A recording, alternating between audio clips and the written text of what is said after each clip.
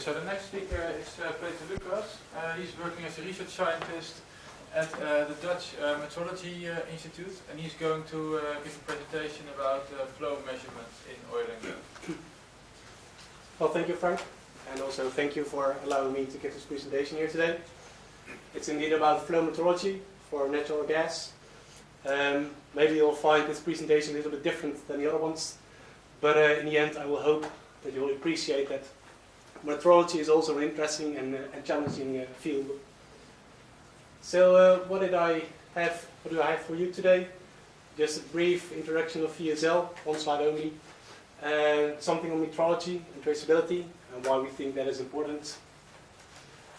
Something how we take care of flow measurements for natural gas, and then something on the impact of flow conditions, because they are quite important also for us, and how we can do our calibration at the right conditions, and how we maybe rely more in the future on CFD to help to getting these calibrations right. So first, VSL. In case you wonder where VSL stands for, it was named after this guy, John Henry van Swinden. So then at least you know where the S stands for. And this guy lives a while back, and he was a Dutch mathematician and a physicist.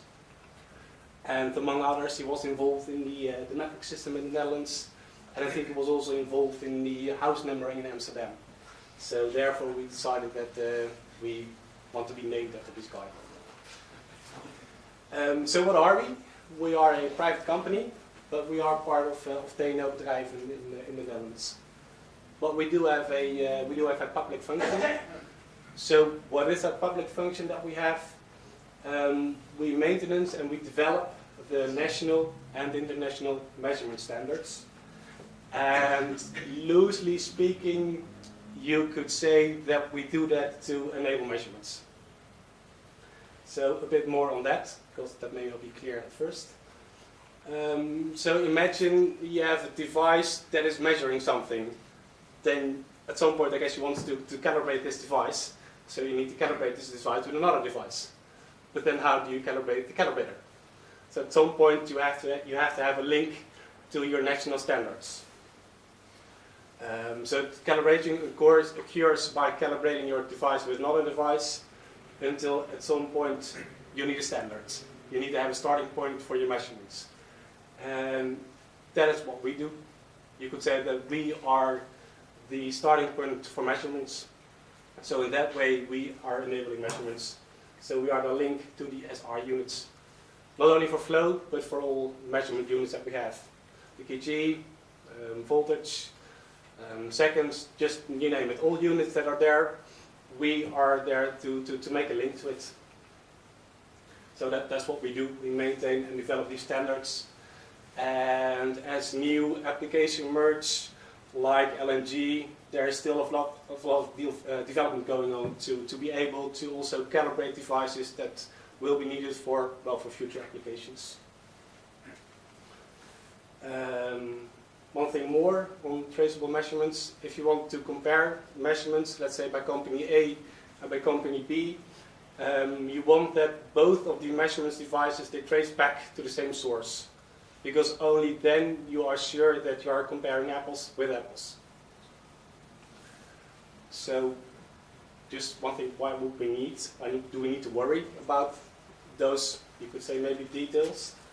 Well, just to give you an example, only if we are comparing apples with apples, we can be sure that we really achieve the low uncertainties that we need. Is it important to get these low uncertainties? Well, yes. And just to give you an example, in the Netherlands alone, of all natural gas that is transported through our country, if we have an uncertainty of 0.1% in flow rate, that is worth 30 million euros. Per year. So we're talking about a lot of money here. And that is at least one of the reasons that it is important to have traceable measurements. And to give you another examples, we're also involved in projects for the healthcare, and completely different, But there also you want that the medication that you're getting or the radiation that you're receiving, that is accurate, that it has a low uncertainty. You need to trust these measurement results. And to put it a little bit in perspective, this is what we call the metrological pyramid, and it just schematically shows how we go down from the primary standards. So this bit, that is the link to your SI units, how you go down to measurements that are being done in the field. And this number, this 0.05%, that number, that is what we get for gas. So the best measurements that we can do for gas, that is about this uncertainty, 0.05%. And for liquids, it's a little bit better. And then you go along in this line. So for example, those kind of measurements, they are being done for trade, for custody transfer. And then you have uncertainties in the range of maybe 0.3, a little lower, 2.5. And usually those kind of measurements, if you want to control your processes, well, then you need uncertainties in the range of maybe 0.5 to 5%. So just to give you an example, what are the uncertainties that we are nowadays working with?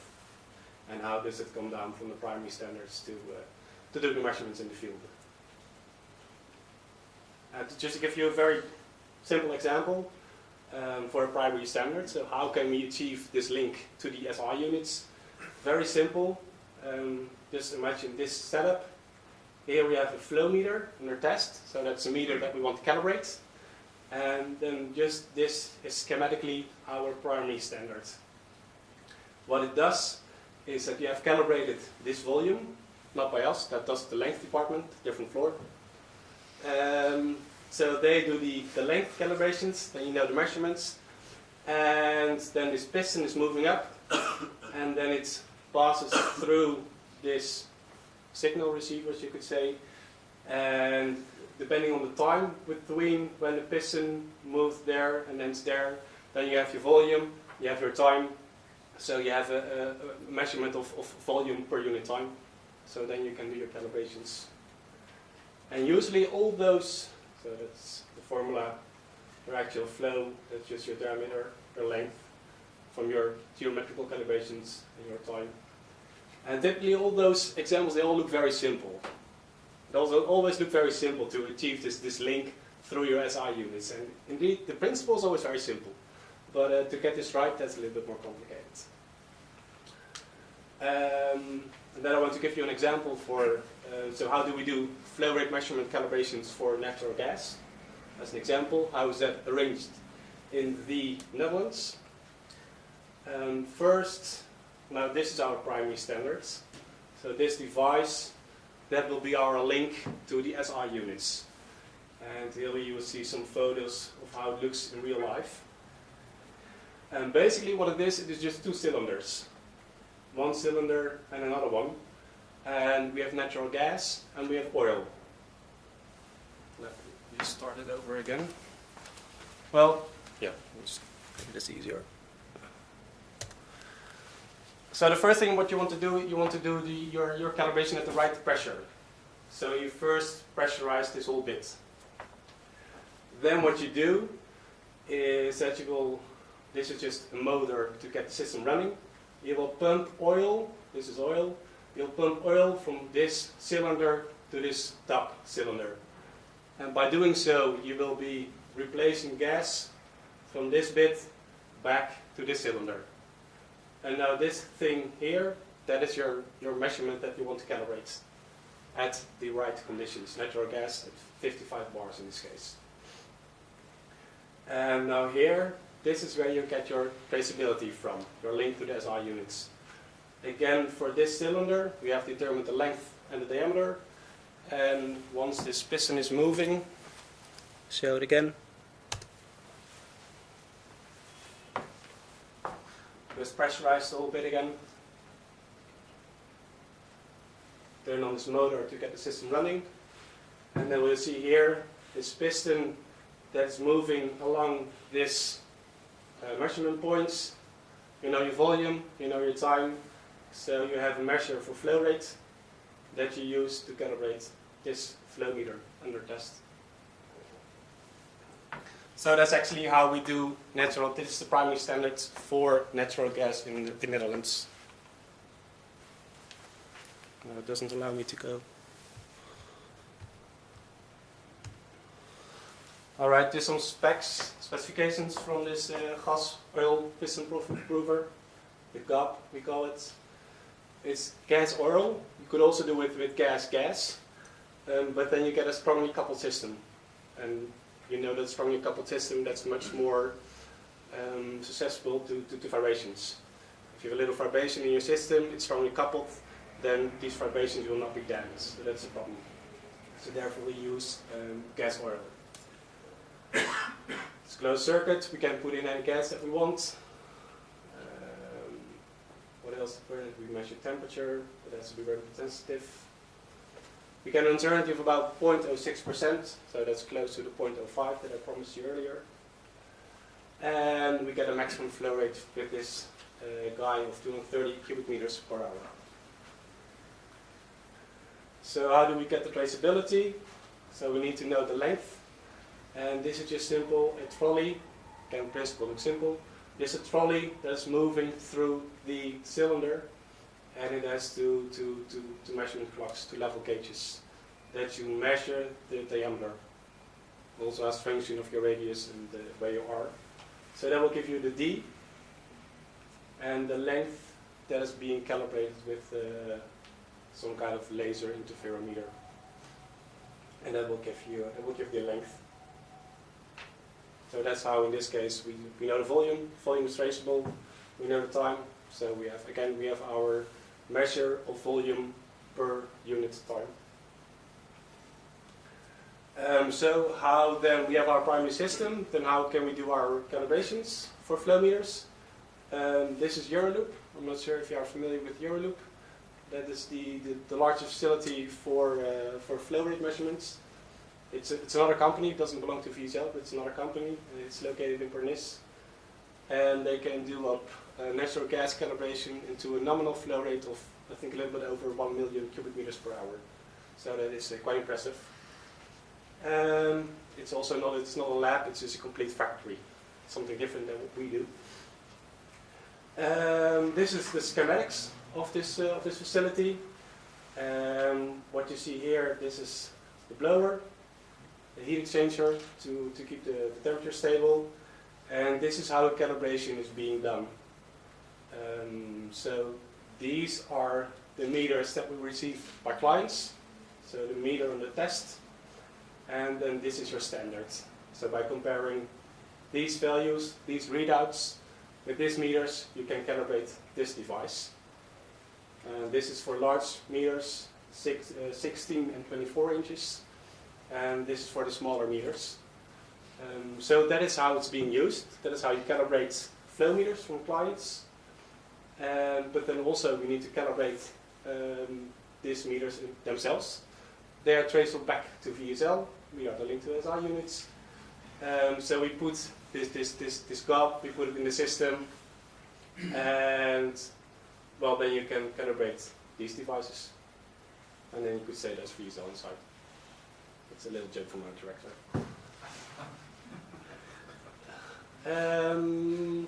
So something else to conclude with, the impact of the flow conditions. I didn't talk about that yet, and how can we make sure that we calibrate at the right conditions. So first of all, why would the flow conditions, why would that be relevant at all? Well, a flow meter is affected by the operating conditions. In general, if you have the same flow rate, different Reynolds number, you'll get a different reading. For some meters it's not that much, maybe 0.01%, but some for other meters it can be quite large. So that's something that you need to take into account. But what are other important parameters? Typically your velocity profile could be affected by swirl, flow asymmetry, maybe a valve that's not completely opened. Your Reynolds number, of course, that affects your velocity profile, and your physical installation. If you imagine you have to install these flow meters, and if they're not completely aligned, then you may have a small step, discontinuity, and it will also give you an impact on your velocity profile. Unsteady effects, of course. Some meters are very sensitive to unsteady effects. They overspin, they tend to read out too much. Temperature gradients, internal, external. And some flow meters are sensitive to the velocity profile, to the material properties such as viscosity. For very thick oils, crude oil, then also your viscosity becomes an important parameter that you want to correct for. And depending on the different principle you're using or the severity of these conditions, your metering error can be up to a few percent. And for multi-phase, it can easily be up to 15%. So that is something that you want to take into account. So how then can we calibrate at the right conditions? What do we do to ensure that we do it right? We have dedicated primary standards. Euroloop, that was an example. It can calibrate the different pressures between 0 bar G and 60 bar G. You can have different flow rates. You can set your temperature gradient, your temperature, I think somewhere between 10, maybe 30, 40 degrees. I'm not exactly sure. We're now working on a primary standard for LNG. That's now located on the Maasvlakte in Rotterdam. And there we can do calibrations for LNG, so that is at minus 165 degrees.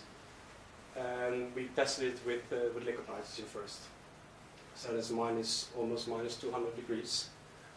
But there's not much more. First of all, in the lab, we really do our best to get a nice, fully developed flow. Very stable, very nice, smooth flow, but you will never see this in the field. There's a valve maybe not completely opened. There may be bends, out of place bends. So in general, your flow profile will be not fully developed. Something that you need to correct for. You can have erosive flows, you can have multi-phase flows, supercritical flows, as we may encounter, for example, if carbon capture and storage, if that goes ahead, and probably that CO2 will be, the cost heat transfer will be for a supercritical CO2. We have stack measurements that we need to do. There's non-Newtonian fluids, and there's too much. Basically, to be honest, it's not possible and even more desirable to have primary standard just for any combination of these effects. That's just not feasible. So what are we doing more and more?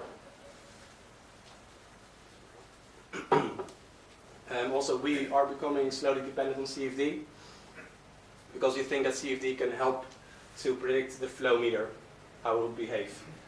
And just an illustration of how that could work, you make your CFD model for a case that you can do in the lab. You verify, you validate your CFD model, and then you just apply that CFD model to conditions that you cannot realize in the lab. Maybe very large pressure, temperature, swirl, you name it. And as you know, in general, CFD models are not always that reliable. The absolute value, there may be doubts. But I think in general, as far as I know, the trends typically, that goes very well with CFD. Just to give you a very simple example, this is what we called, these are sonic nozzles. There's this typical shape that I'm quite sure that you're familiar with. And the nice thing of sonic nozzle is that the flow rate, it only depends on the geometry of your nozzle itself and your upstream conditions like pressure, temperature, and the fluid that we're using. For example, what you could do is we have this in the lab, you could use it with gas, for air. You make a model for air, and then you apply the same model for a gas that you don't want to use in the lab.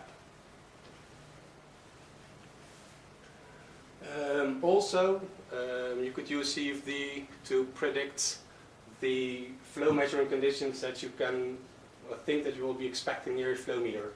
In the lab, we know that it is fully developed, very stable, but in the field, you do not always know this.